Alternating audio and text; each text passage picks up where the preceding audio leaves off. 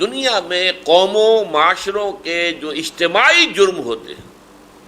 اجتماعی گناہ، ان کی سزا اس دنیا میں دی جاتی ہے، انڈیویجولز کی نہیں، وہ وہاں طے ہوگا۔ اجتماعی سزا جو ہے اجتماعی جرائم کی، کسی معاشرے میں برائی اتنی پھیل جائے کہ وہ پورے اس معاشرے کو اپنے احاطے میں لے لے، احاطت بہ خطیئتہ، سورہ بقرہ میں فرمایا، اس قدر اس کا شورا ہو جائے، اچھے ہوں بھی تو دبے ہوئے ہوں، خاموش ہوں، رزسٹ نہ کر پائیں،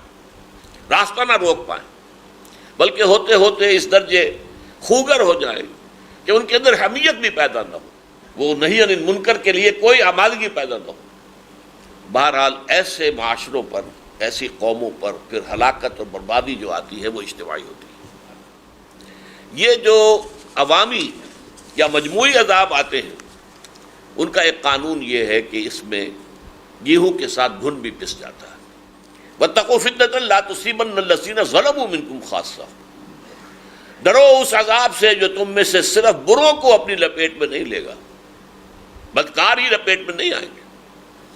اس میں نیک بھی لپیٹ میں آ جائیں گے، اس میں معصوم بھی آ جائیں گے۔ اس سے وہ حقیقت جو ہے آپ کے سامنے آ رہی ہے کہ کیوں آخر نیک بھی تھے جس علاقے کے اندر یہ عذاب آیا ہے،